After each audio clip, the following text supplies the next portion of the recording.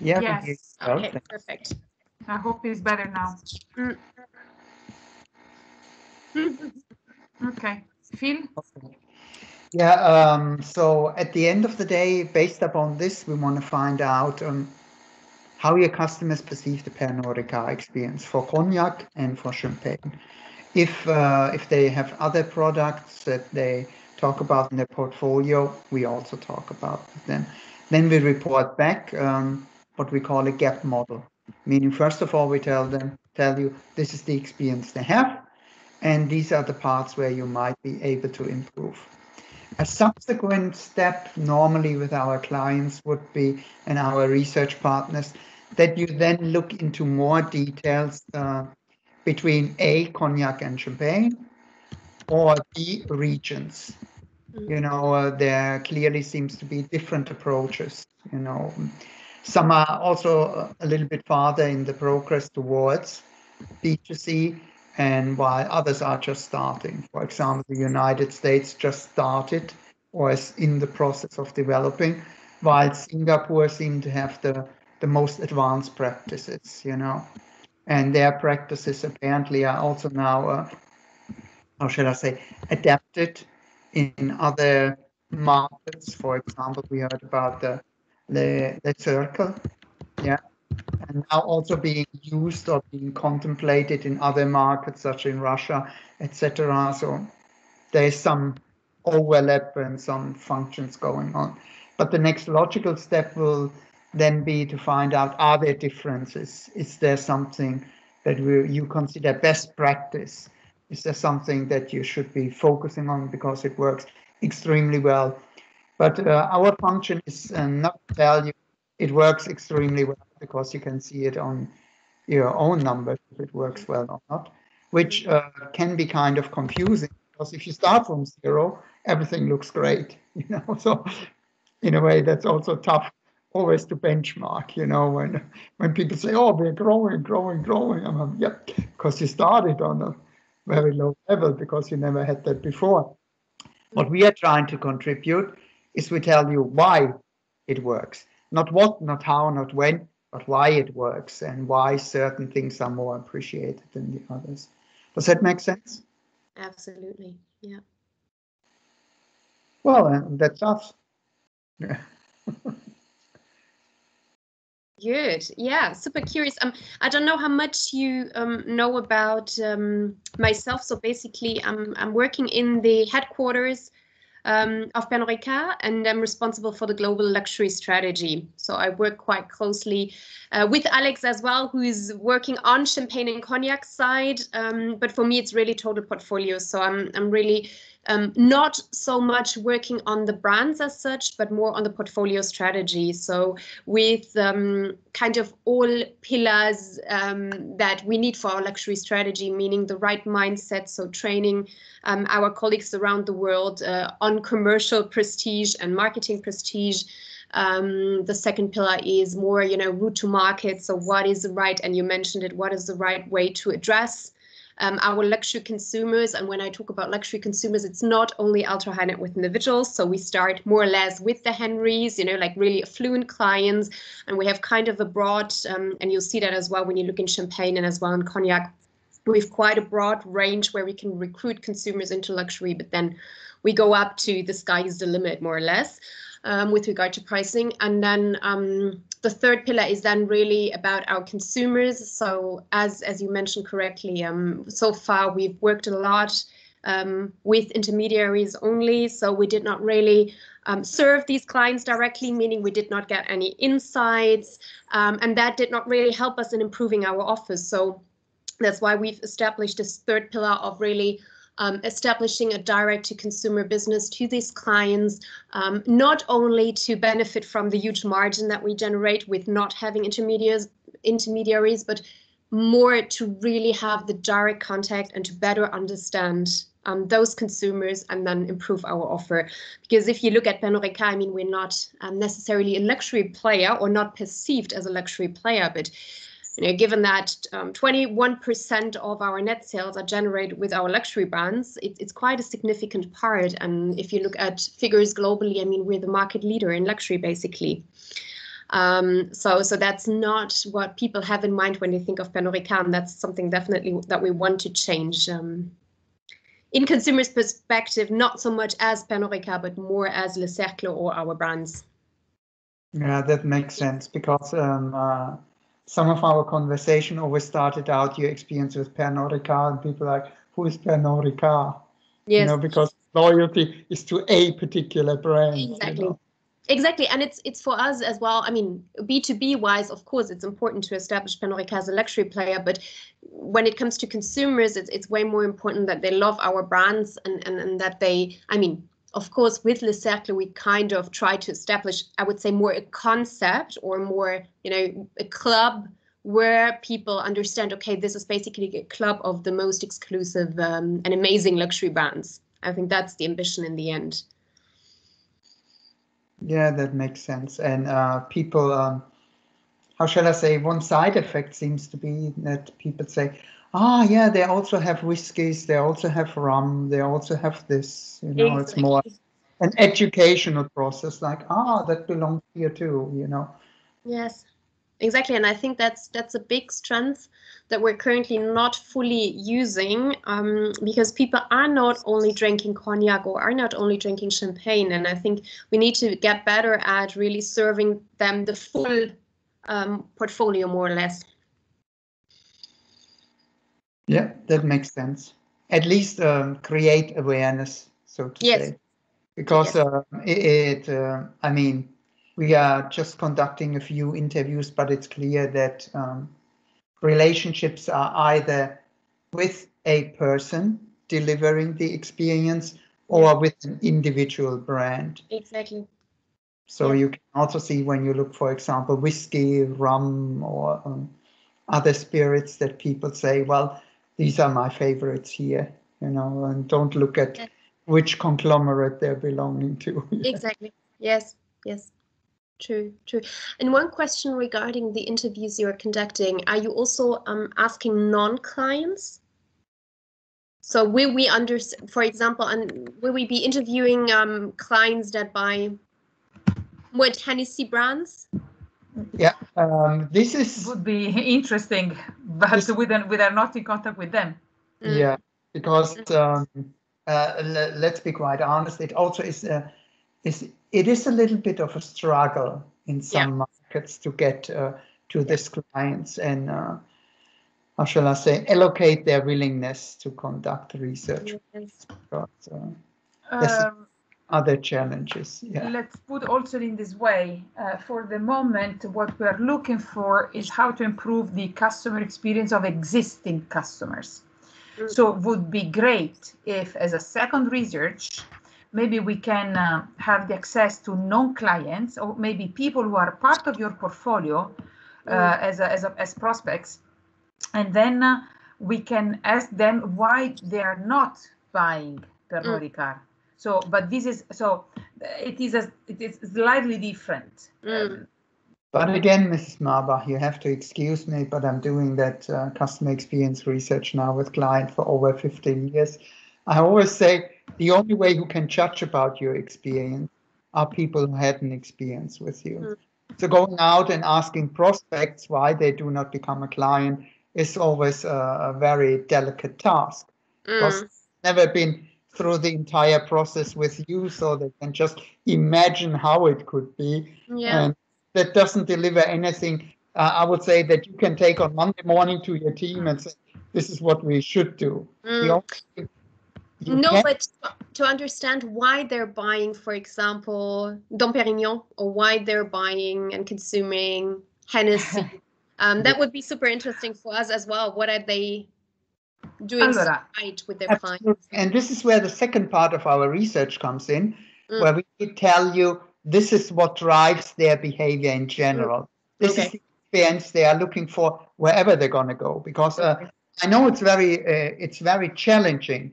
I've been a manager before I became an academic. So you only look at customers in terms of a customer of my brand or a customer of my industry. But our industry and our brand is just a tiny little piece in the life of a company.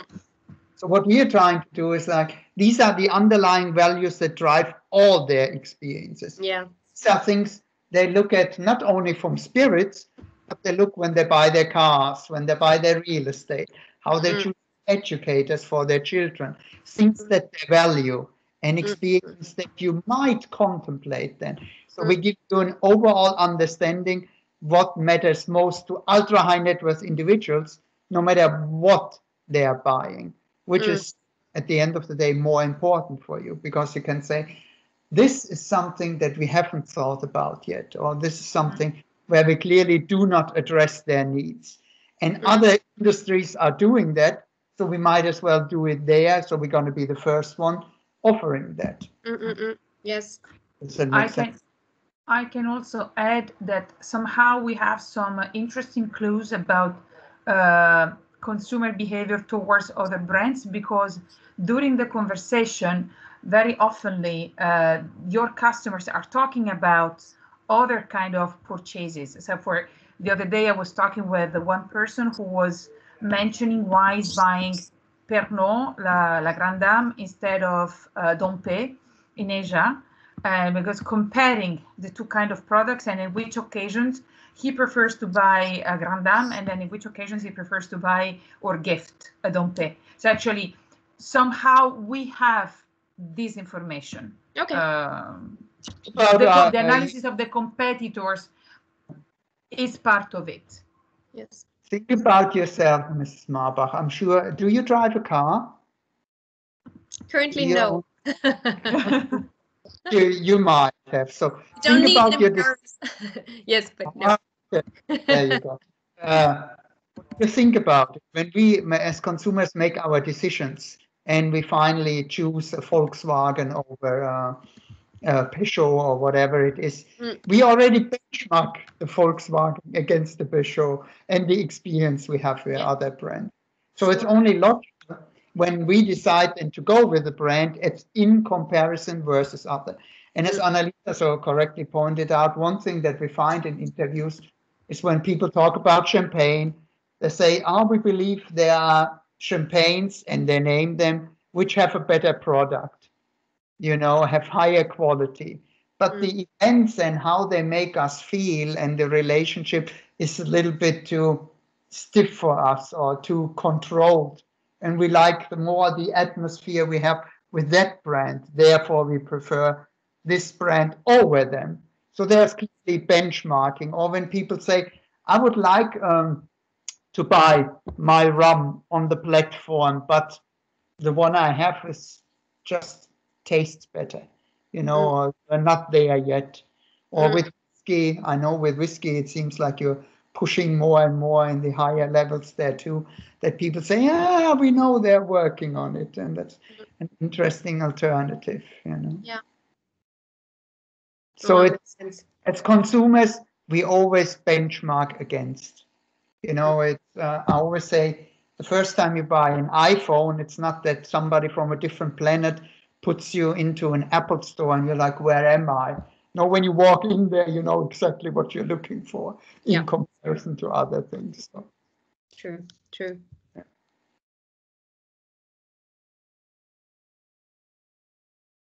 Do you have any other questions?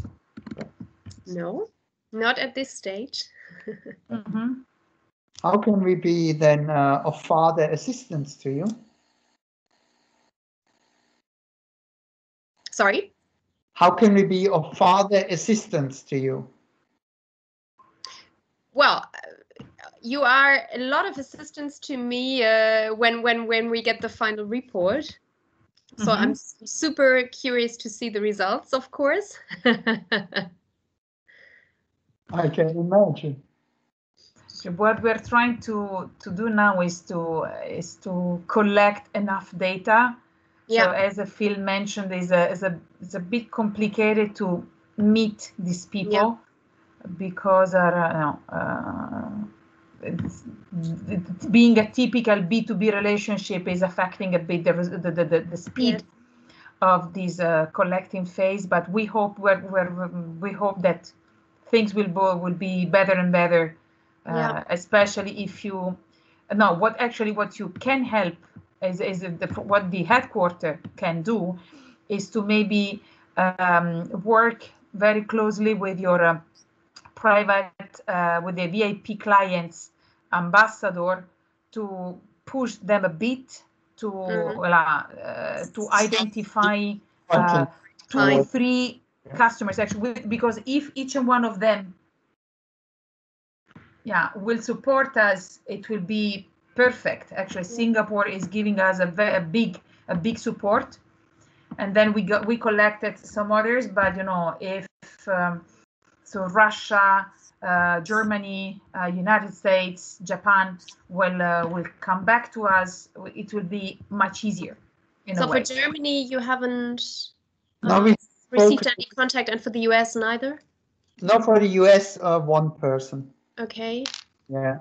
For then we had Mrs. Cook. Mrs. Cook gave us, and we haven't received anything from her. We got 1 contact from Matthias Lambert. That's Japan. Okay. Yeah. And 1 in the United States and Singapore, and the remains is radio silence.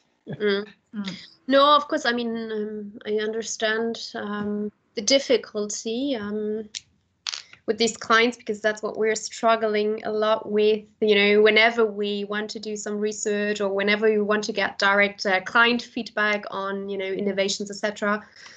Okay. Yeah. Do you have someone from France? It was not put in the scope for the moment, so it's up to you. Okay, I'll check with that. Again, the client is in control, meaning you chose which markets we should be looking at. If we can see now that more and more markets are contacted, which might be based upon the slow response rate or the slow, they're putting it into action. Okay.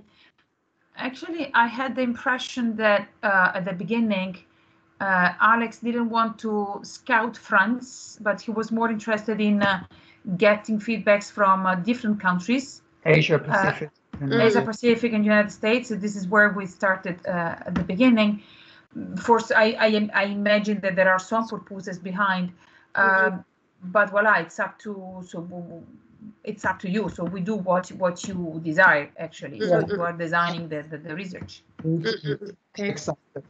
And Mrs. Macaron de la Cloche later this week, but I guess that will be one of the points that will be raised. That How many interviews are you looking for? In total. Sorry? 30 in total. 30, okay. Yeah. So we had, for the moment, 5, 6. Okay. So we are pretty far. Some markets just came back with no response yet.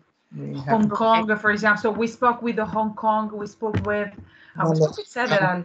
Malaysia. So we spoke with several, but you know, it is. Okay. We didn't have any feedback. Okay. All nice conversation. It really was we learned a lot from your dear colleagues. Yeah. And then, but voila. So the real meaning is to stick with final clients.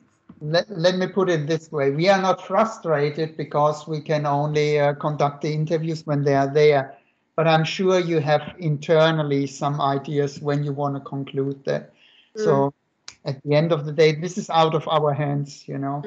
If you can, how shall I say, highlight the importance that I just saw in your face when you talk about the report and the insight to your colleagues in order to emphasize a little bit. Yes. Yeah. Understand. Yeah. Maybe they can put it. They can put it as the prize for the lottery, the dinners, the interview with us. You can have an interview raffle, like you have at your events, you know, when everybody puts the business card in. Exactly. And the winner is. So we are here to help you. Clear. Okay. Good. So we look forward to receiving your feedbacks, and then whatever you need, any moment you can always contact us, you and then so of course the entire team. We are here to help. Yes.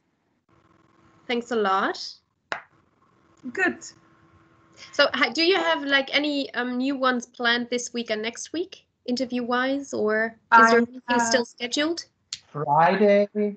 I have one on Friday. Okay. Yeah. Because the person could not join us. Actually, we have two with Mr. Douglas and then Mrs. Lynn, something like this. Okay.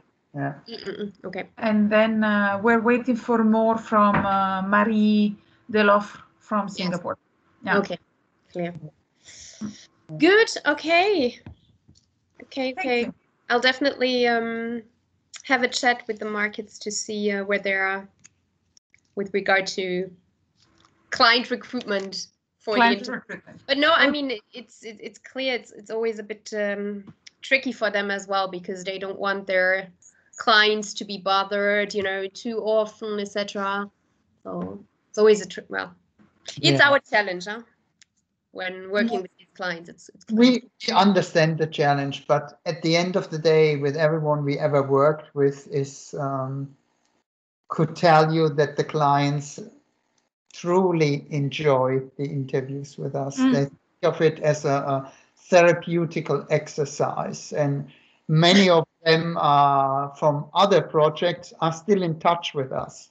They almost have like personal relationship with us.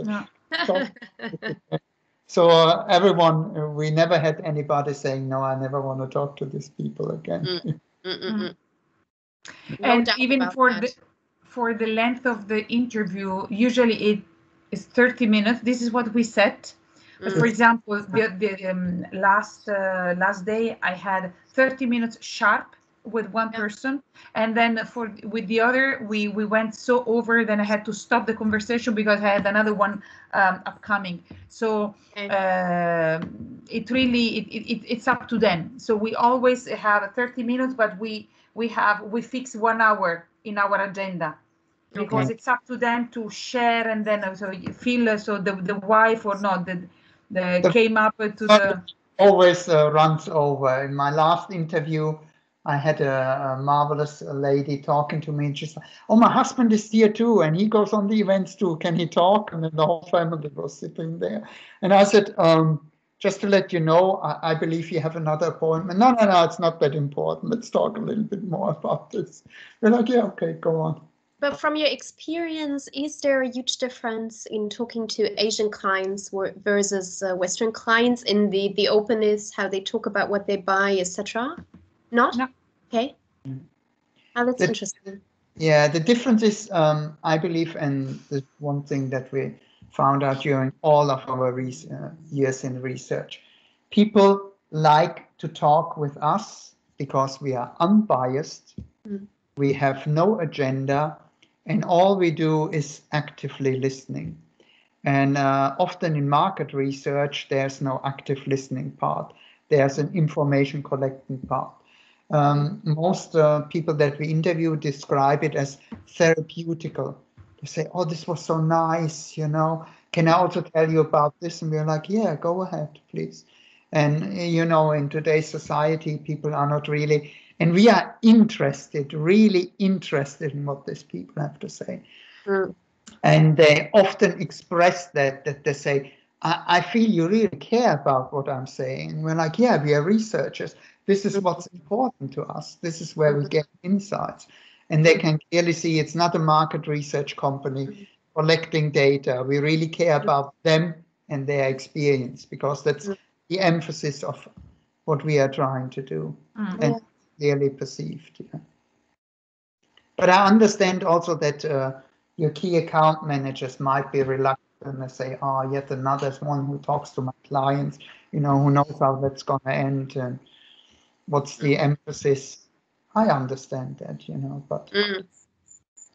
Yes, I mean it's also in the nature of the contact they have with them. You know, you try to, of course, serve them as best as you can and as efficiently as you can. So you try not to. I mean, when we design, we're currently designing a platform, and what they always tell us is the easiest the best, because, you know, time is money for them. They don't want to spend too much time on bureaucracy or, you know, organizing something. So it needs to be as smooth and as convenient as possible. And I think that's a big part of, you know, how they deal with them. So taking as less time as you know, needed. Just one suggestion: if they see a benefit in participating to these activities, they will do it more easily. I mean, yeah, the most stupid thing that comes to my mind is offer them a bottle of champagne, you know. But I mean, this is not the scope. But they need to see the benefit. Yeah. So it is very important. For example, even with the raffle thing. So we're not talking about something special, but it is you know, it's a little attention. So it's the benefit. So put it in this way. Actually, I remember I was analyzing a fabulous paper about the co-creating process, and actually there are companies that are inviting different kind of stakeholders related to the scope of the research, and actually there are people who are participating because there is a benefit. Some others because a monetary benefit or another kind of benefit, a gift or something. Other people are doing it because they see, so that you are, how can I say, you are playing with their ego. I am important. They need me. So there are different kind of benefits. You need to show them to these people, because if not, for them, it just can be just perceived as a loss of time. And how important is, because based on your experience with these clients, because that's what I'm asking myself always, how important is it to be the chosen one? Because I always feel that these clients want to be, they do have the need to be the chosen one. You know, the chosen one for a dinner with only 10 people, the chosen one to buy this super exclusive handbag. On the other hand, they definitely want a conversation on eye level with a brand. You know, they don't want a brand who's like just, you know, giving them everything. So it needs to be on eye level. But on the other hand, they want to be the chosen one, which seems to be a bit of a, I don't know, a balance you need to find as a brand. Actually, you can even use this kind of activity as a strong marketing tool. So it's up to you. It depends on how you communicate with them. And then, for example, you are one of our best client, and actually we really care about what you have to say. I don't know. It depends on the message you are conveying to this person. Absolutely, they're looking for this privilege, this uniqueness. This absolutely. It's very important. It's a very important aspect. Of our top clients, we selected you as one of the few who could participate in this unique study. End of story. If you just thought, it's always how you communicate it. If you just say, well, there are some people from the university who would like to talk to you. I don't really know what it's all about, but would you be willing to? I'm like, hello, yeah, of course you're not going to get anything. Or if you send an email out with just like, would you like to talk with them? People probably ends up in their personal assistant email anyhow, where they just swipe it. Hey, you know. No. Yeah, I'm sure our VIP clients are super good in packaging the message, but I'm more like, you know, in general, I feel that this need for being the chosen one is super important in every conversation, but at the same time having these eye level, you know, conversation as well. It should not be, I don't know how to say, but it seems sometimes to be a struggle to balance this. So basically, yes, you're the chosen one. We offer you this and that, but at the same time, they need to see us as a brand to communicate on eye level and not be, you know, inferior in some way. I don't know how to say that properly, but to balance this out, I think is always quite tricky for us as well. I'm sure the VIP managers definitely they see the big opportunity in this, and I'm sure we will get some more interviews. Okay, good.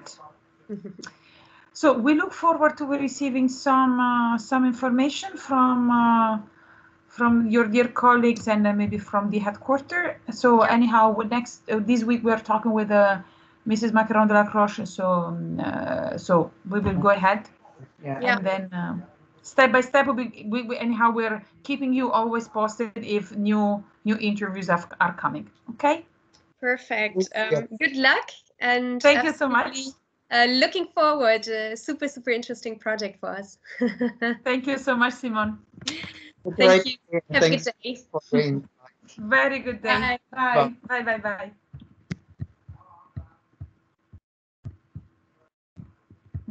Bye.